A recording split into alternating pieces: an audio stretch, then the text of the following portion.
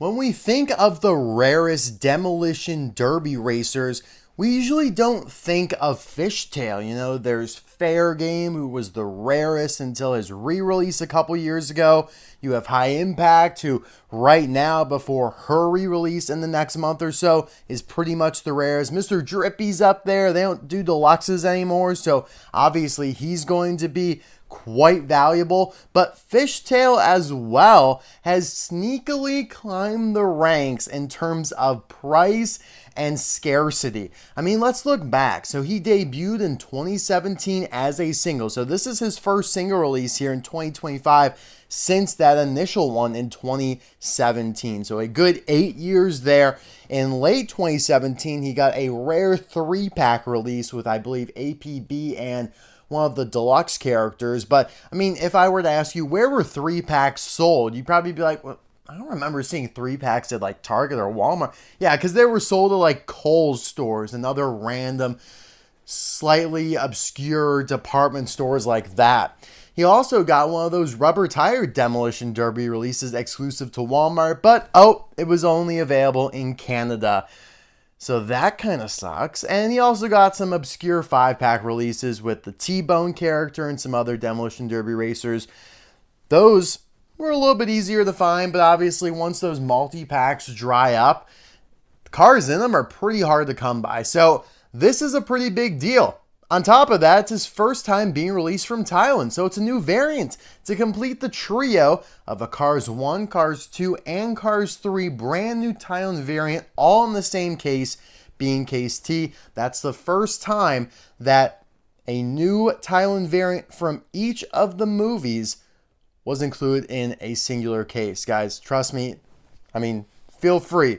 I open myself up to your challenges, but comment down below if you have found a case where all 3 of them have debuted like that before. Maybe early on, I guess, like in 2018 when everything was a new variant, but the last few years that has not happened.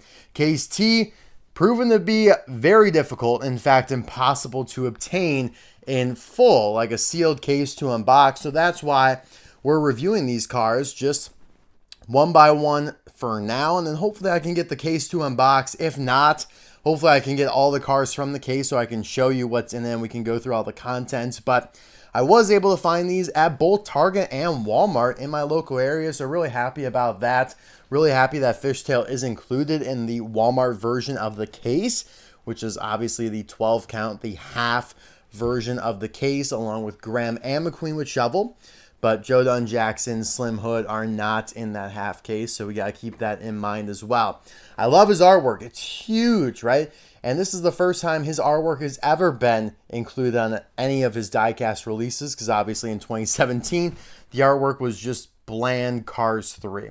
So this is really cool. It's massive, that's for sure. But yeah, I am super pumped to get into this guy here. Oh man, look how exciting this is. As seen in Cars 3, Rust-eze McQueen, Jackson Storm, and Rust-eze Cruz Ramirez. What a gross, boring trio. If only Mattel remembered, oh yeah, Slim Hood is also from Cars 3 and slapped him on here. Be a little bit better, right? Be a little bit better. Still not great, but they're classifying Slim Hood as a Cars 1 release. Don't ask why. But yeah, that is why we're left with this. Hopefully on the next one, like High Impact, when we get her, it'll show, or who else? Yeah, Joe Don Jackson, I guess. I'm curious to see what his car back looks like. They should have simultaneously, updated it. So like Joe Don Jackson would be on Fishtail's back and vice versa. But obviously Mattel did not do that. All right, guys, I will be right back with the tail of the fish here all opened up.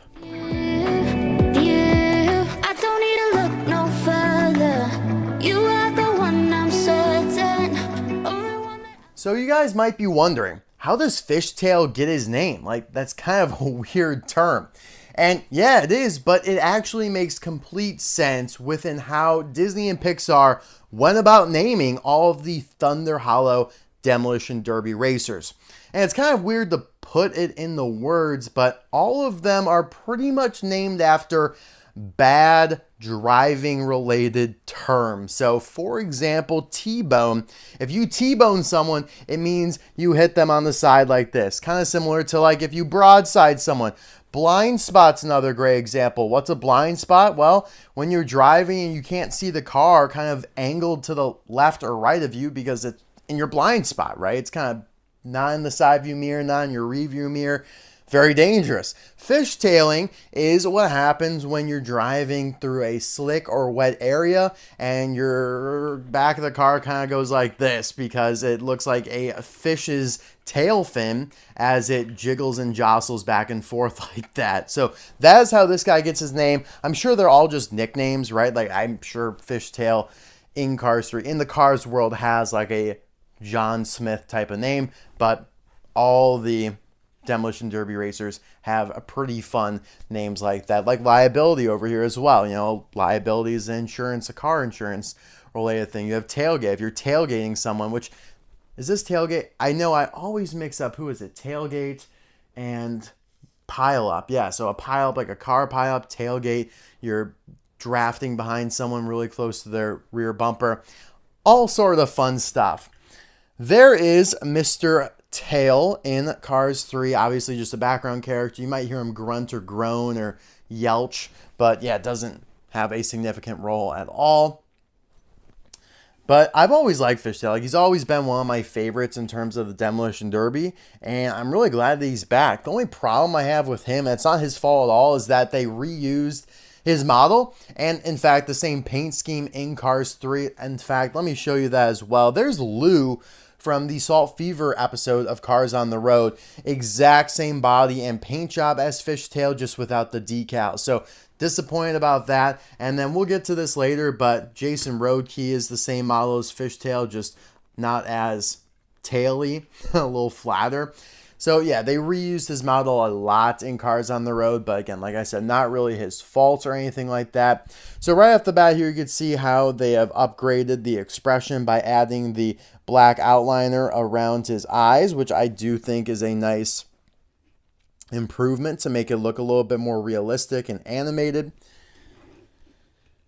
You got the exhaust pipes bursting out of his hood there. I feel like they've added a little bit more of a gray fuzz. Like, I think it looks a little bit, again, more realistic. Instead of it just goes from gray to black. Here on the Chinese version, it's a little bit more of a gradual, dusty transition there. It's a little bit of a darker blue. It's not as tealy or turquoisey. It's a little bit more blue there in the center and then green on the sides. Like, there's a very distinct color difference between the sides here and then the middle part there of the hood. And it also looks like they've defined some of these jagged edges and dents and blemishes in the centerpiece there a little bit more, with some lines and crevices that, you know, the Chinese version just kind of glosses over. So I am a big fan of that. So far, so good for Mr. Tail here. You have a little bit of a grill there. Look at that snarl. Look at that. Ugh. Kind of looks like a fish as well. Like, obviously the name is cool, but he like looks like a fish with how his expression is just so snarly.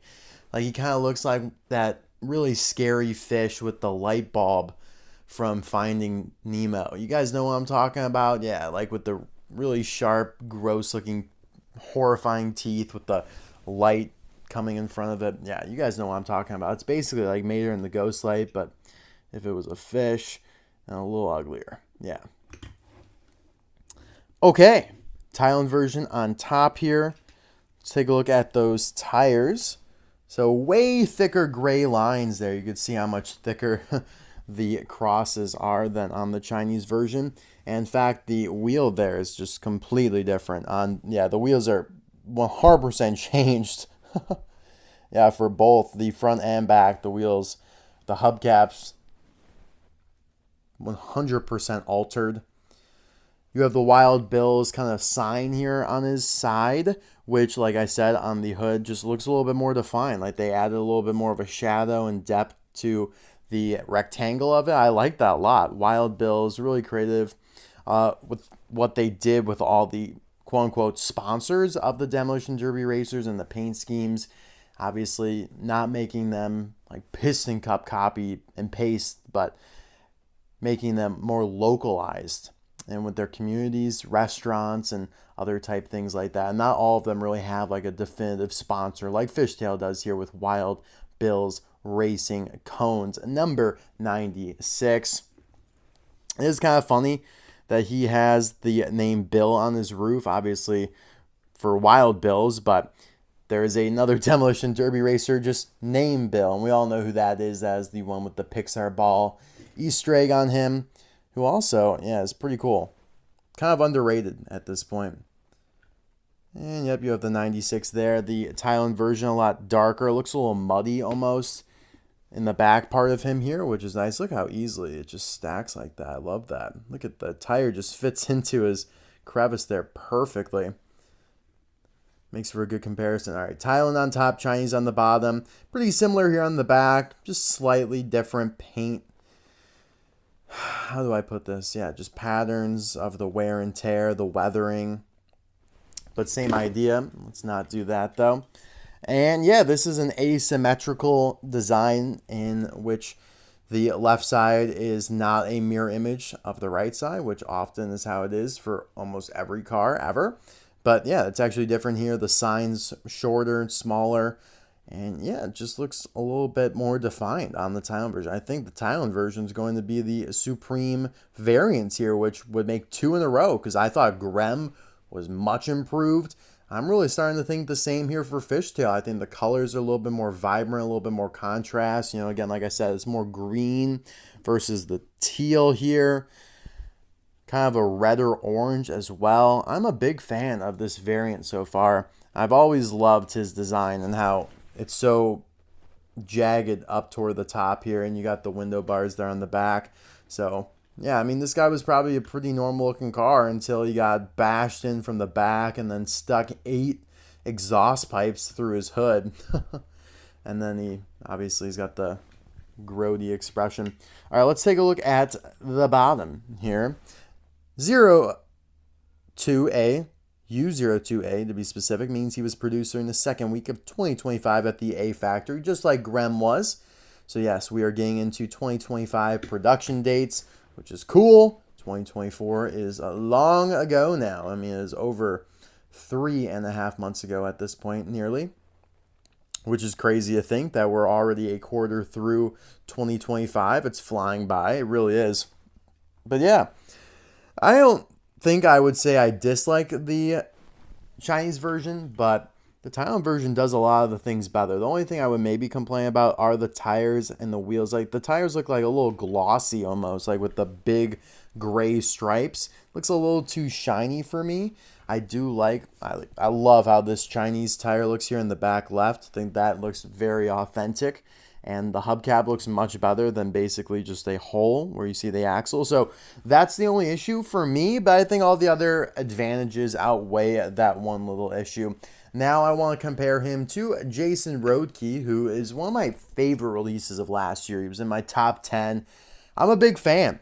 And I know we did this comparison last year when obviously I reviewed Jason Roedke, but now we're kind of going to do it in the opposite way.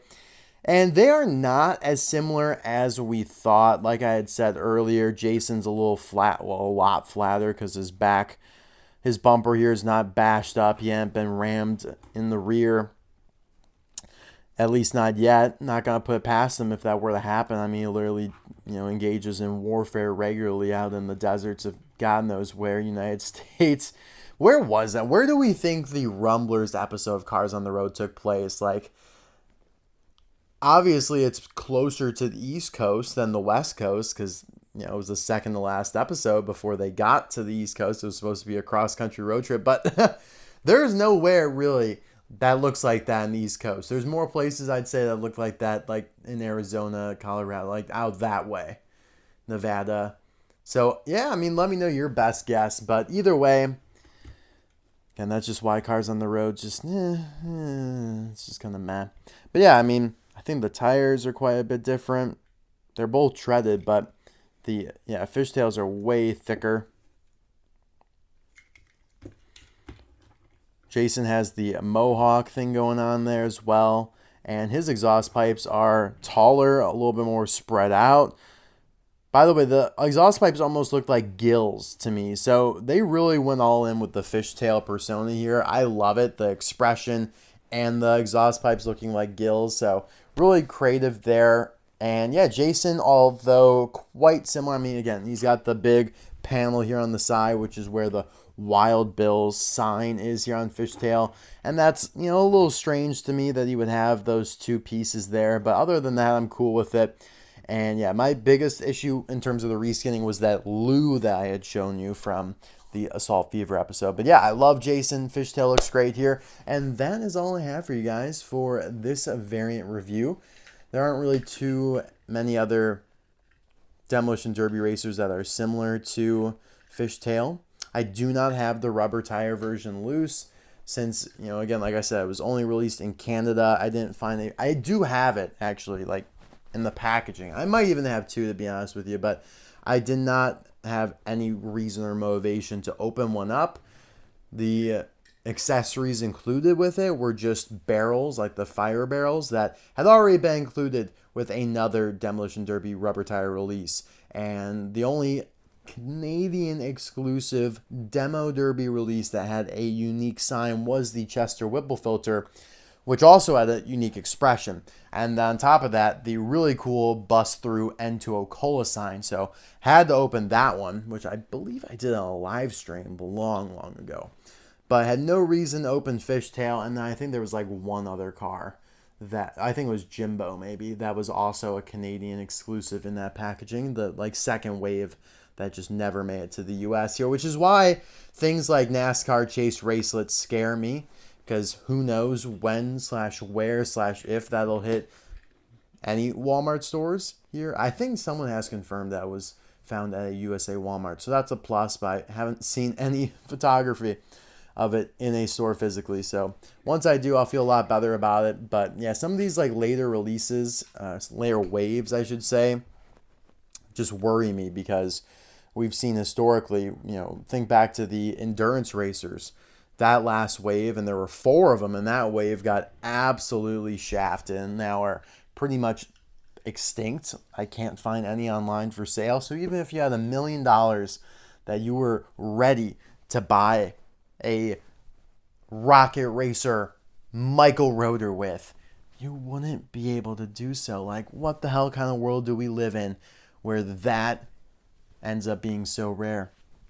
I don't know, but I'm happy with it. I'm cool with it. It makes the collecting hobby nuanced, fun, interesting, keeps everyone on their toes. But that is all I have, guys. Thank you so much for watching. If all goes as planned, Saturday we will do the Lightning McQueen with shovel variant. The reason I did them in this order, there's a method to my madness. Maybe I'll talk about it later. But if I do find Joe Don Jackson, we will do the Case T review video on Saturday. If Case T becomes available to purchase sealed online, then we'll do McQueen with shovel on Saturday, and then we'll do the unboxing next week. So those are the 3 options in terms of this whole Case T debacle. I'm ready to just get past this case, though, to be honest, and move on to Case U, which I'm a little concerned hasn't been found anywhere yet in the world, because let's remember that Case T was found somewhere in like late February, like in Malaysia. I know it's Malaysia, but still, though, getting a little worried about Case U. Are we really running into an issue last year where there's a massive gap between F and G? All right, guys, I'll see you next time for another video. Bye now. When you're loving